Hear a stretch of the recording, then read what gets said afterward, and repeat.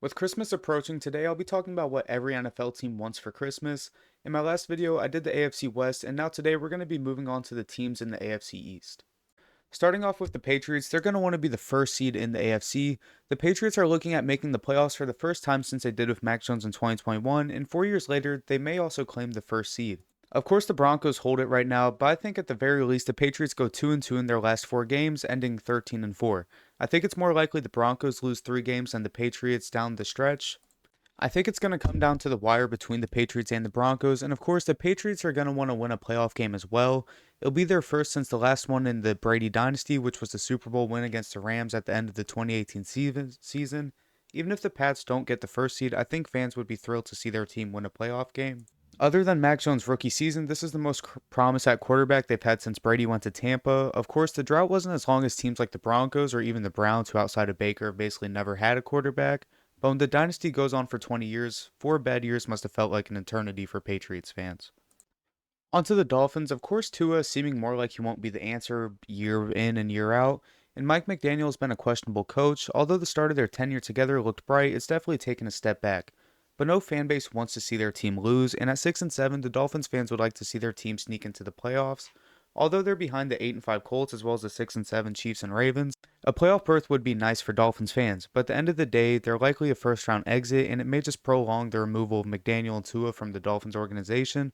Tua hasn't passed for over 200 yards in his last 4 games, but the Dolphins have won all 4 of those, showing that they're better off taking the ball out of his hands.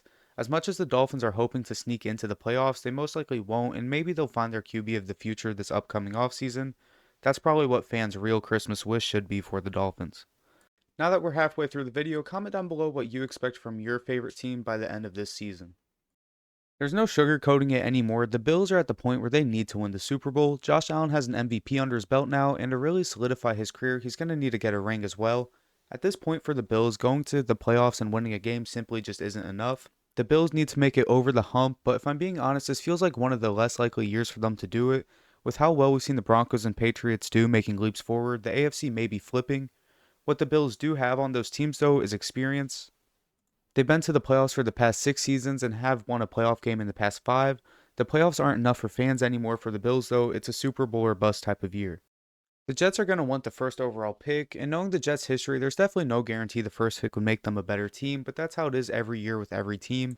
But the Jets' no Fields isn't the answer, and the team has been pretty atrocious through the season. The defense isn't as elite or good as we thought it could be, but at least they're embracing the rebuild by trading away Sauce Gardner and Quinnen Williams at the deadline. The Jets upset the Bengals, but they're a pretty weak team without Burrow. And their other wins came against the Browns and Falcons, who are also pretty weak teams.